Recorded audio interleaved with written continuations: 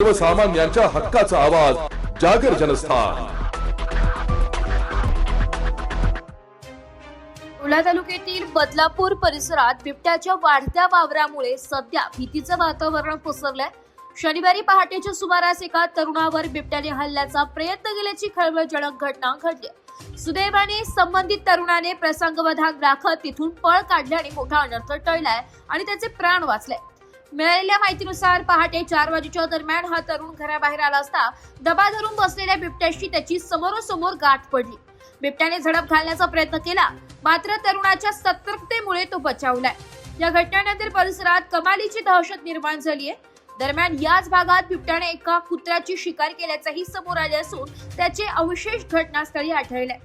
घटनेची माहिती मिळताच वनरक्षक पंकज नागपुरे यांनी तात्काळ भेट देऊन पाहणी केली। ग्रामस्थांच्या आक्रमक मागणीनंतर गट नंबर 55 मध्ये बिबट्याला जेरबंद करण्यासाठी पिंजरा लावण्यात आलाय।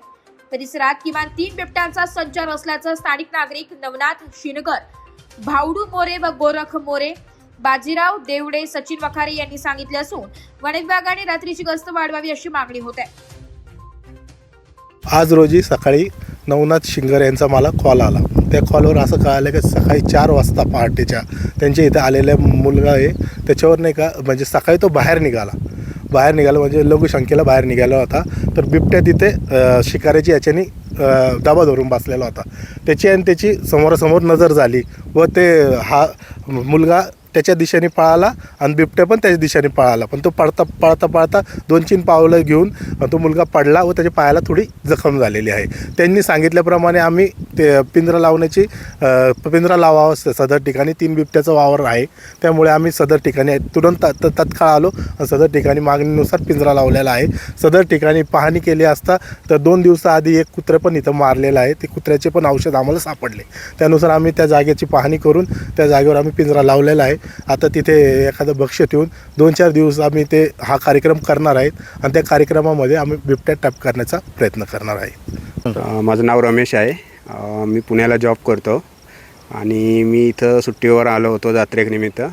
तर सकाळी उठलो आणि माझ्या समोरच अचानक दिसला आणि मी त्याला बघून घाबरून थोडंसं पळालो। तर मी पळता पडलो आणि थोडंसं इजा पण झाली मला असं।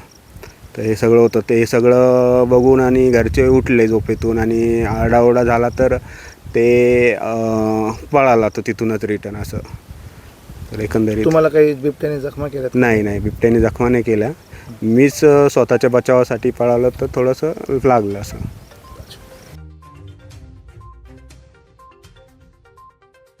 जागर जनस्थानसाठी प्रतिनिधी सचिन वखारे, येवला।